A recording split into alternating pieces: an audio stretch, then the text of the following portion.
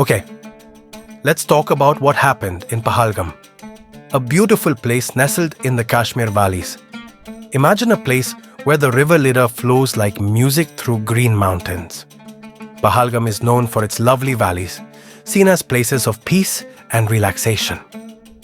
But on April 22nd recently, something terrible happened there. A very painful attack occurred, a shocking act of terror where many innocent people lost their lives. It was such a sickening event, it felt like even the Lira River stopped flowing for a moment. It was a cowardly act that made everyone feel the shame of terrorism once again. Many people saw a video of Pallavi, who comes from Shimoga in Karnataka, and it raised a lot of questions. What could anyone possibly gain by killing innocent people? Think about the bride of Lieutenant Vinay Narwal, whose white wedding clothes seemed to cry out, asking what kind of terrible sin is it to kill someone just after asking their religion. As of now, 26 people have died because of this attack that happened on the afternoon of April 22nd. Many tourists who were injured are still fighting for their lives in hospitals in Kashmir. Right after the attack, a name started popping up, TRF, which stands for the Resistance Front.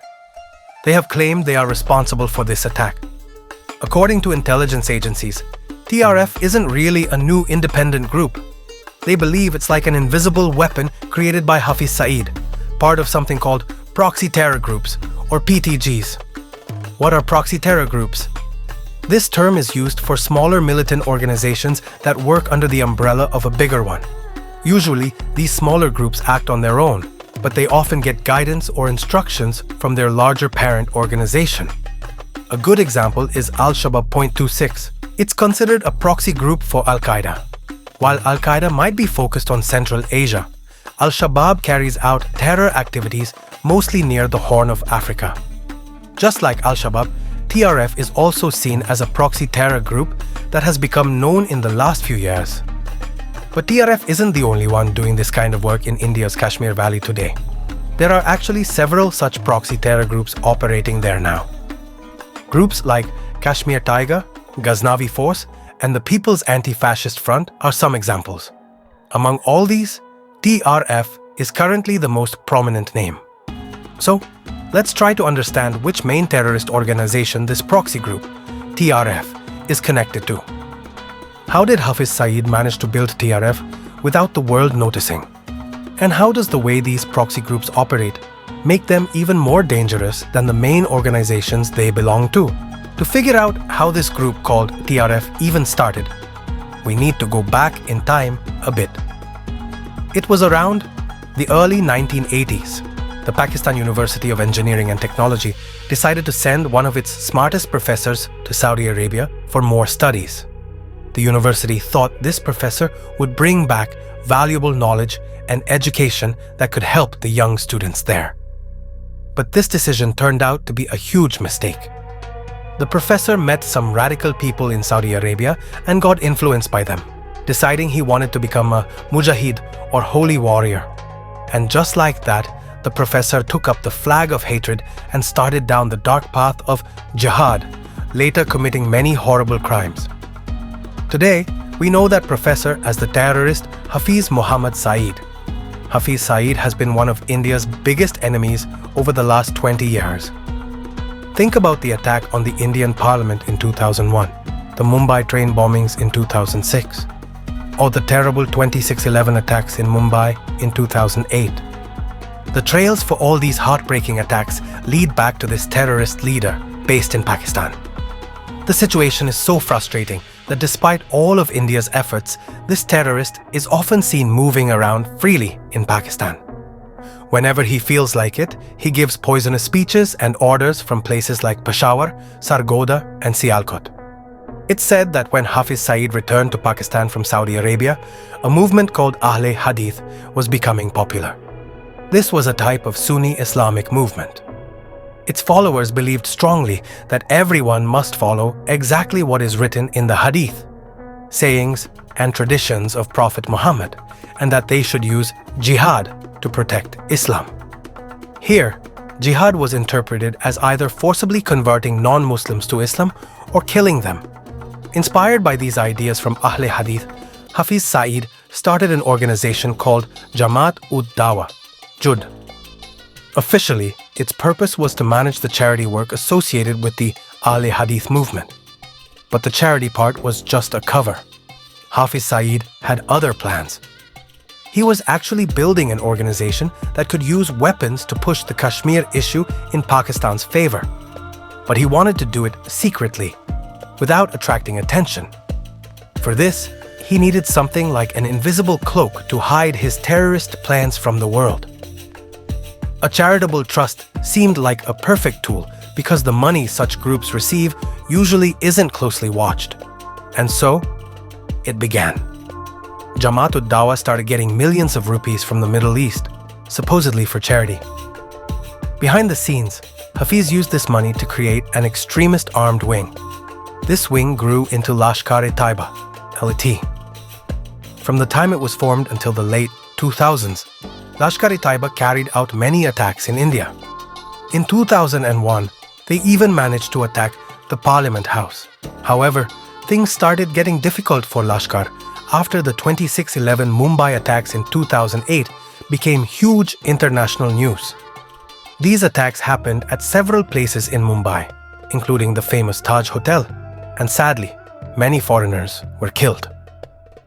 Because of this, countries like the US and the UK finally took serious notice of Lashkar and raised alarms. With pressure from countries like the US and UK, Pakistan had to officially ban Lashkar-e-Taiba, even though they might not have wanted to.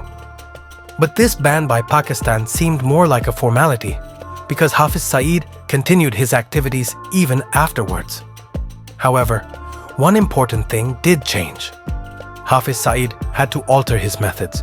He couldn't openly use Lashkar to attack India directly like before. But then, another dangerous idea formed in his mind. He decided to build a new terror network that would let him attack India indirectly from behind the scenes. This is where the story of TRF, the Resistance Front, really begins. The idea was similar to how he used Jamaat-ud-Dawa to hide Lashkar's real activities. This time, he wanted to use TRF as a front so that Lashkar could keep operating despite the ban. To make this happen, he started reaching out to his contacts and agents within the Kashmir Valley. He ordered them to form small proxy groups that could carry out Lashkar's plans while staying under the radar. For the first few years, these proxy groups mostly did groundwork, finding new hiding places, opening up new travel routes, and organizing secret meetings with local sympathizers. Around that time, this proxy terror group also started as an online unit. Its job was to stir up anger among the people in the valley against the Indian government and the country. A man named Muhammad Abbas Sheikh, who used to be with another group called Hizbul Mujahideen, took charge of setting up this organization. Abbas Sheikh's previous experience was very helpful for TRF, allowing the group to grow quickly. He taught the group how to connect with other terror groups and build a network. In 2018, this group shocked everyone when they assassinated the Kashmiri journalist Shujaat Bukhari. The entire plan for this killing was reportedly made by a militant named Sheikh Sajjad Gul. After Muhammad Abbas, Sheikh was killed in an encounter in 2021. Sheikh Sajjad Gul became the new leader of TRF. Since Gul himself was from Srinagar, he found it easier to gather the local resources and people that TRF needed in its early days. The name TRF first really came into the public eye after it carried out a major attack in the Keren sector of Kupwara district. After that, the group was linked either directly or indirectly to several other attacks. The Handwara attack in 2020, the Sopori attack in 2021, and the Anantnag attack in 2023. Because of these activities, the Indian government declared TRF a terrorist organization under the UAPA, Unlawful Activities Prevention Act, and banned it in 2023. But even after this ban, TRF's activities didn't stop. In the very next year, 2024, this proxy group played a significant role in 4 major attacks in places like Riasi, Kathua, and Doda. Experts believe a big reason for these attacks was the 2024 general elections in India. People in the Kashmir Valley participated in these elections with a lot of enthusiasm. In fact, Jammu and Kashmir saw record voting numbers, breaking a 35-year record. The voter turnout across the 5 seats, Anantnag Rajouri, Udhampur, Baramulla, Jammu, and Srinagar, reached a high of 58.46%. This enthusiastic participation by the people clearly showed that most residents of the valley now want peace and normalcy. This desire for peace is exactly what groups like TRF see as a threat to their existence, and that's likely why they carried out these attacks. Another major factor contributing to the situation is the removal of Article 370 by the Indian government in 2019. This move led to a significant stabilization in the valley after decades of turmoil. The data clearly shows how much things have changed in the valley since Article 370 was removed in 2019. For instance, back in 2018, there were 228 terrorist attacks recorded in the valley. By 2023, that number had dropped dramatically to only 44. And in 2024, the number seemed to be even lower. Similarly, look at encounters between security forces and terrorists. In 2018, there were 118 such incidents. By 2024, this number was down to less than 50. Think about civilian lives lost. In 2018, 55 civilians were killed in terrorist attacks. In 2023, that number was down to just 13. This more stable situation has also brought back tourism to the valley, which had been suffering. According to the Indian ministry, Kashmir saw its highest number of tourists ever in 2024. The money generated from tourism improved people's lives, and they started moving away from supporting or participating in terror activities. This is precisely what angers proxy groups like TRF. Intelligence agencies believe that these proxy groups based in the Kashmir Valley are the biggest threat to India's internal security today. This is because their way of working, their modus operandi, is very different from their parent organizations like Lashkar. For example, let's look at how TRF recruits people. When Lashkar-e-Taiba was more active, it used to get most of its recruits from Pakistan-occupied Kashmir, POK. But this system had a major weakness. While Lashkar could find recruits easily in POK, it still had to train them and then sneak them across the border into India. The problem was, with Indian armed forces guarding the border, only a small number of these terrorists actually managed to cross successfully. Most of them were caught or killed during the infiltration attempts. But TRF operates differently. Instead of relying on recruits from across the border, TRF targets young people from within the Kashmir Valley itself, often luring them using religious appeals. Reports from the Jammu and Kashmir police show that in the year 2022, Indian security forces neutralized 172 terrorists in over 90 operations in the valley. Out of these 172, only 42 were foreign nationals. This means that 130 of the terrorists killed were actually locals, recruited from Indian soil. What's really striking is that out of these 130 local terrorists, 108 had connections either to TRF or its parent group, Lashkar-e-Taiba. And out of those, 74 terrorists were recruited directly by TRF itself. So, if we take this data as an indicator, TRF alone might be responsible for nearly half of all the terror recruitment happening within the valley currently. This is why India's Ministry of Home Affairs has identified TRF as a major challenge to the country's security. The ministry has stated that in the current situation, TRF poses a bigger threat than Lashkar-e-Taiba because it seems to have evolved into a more advanced version of Lashkar. According to Indian intelligence agencies, TRF is using social media platforms very effectively to run psychological campaigns and draw people from Jammu and Kashmir towards terrorist organizations. Many members of this proxy group are skilled at using the dark web. They use this hidden part of the internet to spread their ideas openly. There are also reports suggesting that these proxy groups are now using the dark web to manage their funding.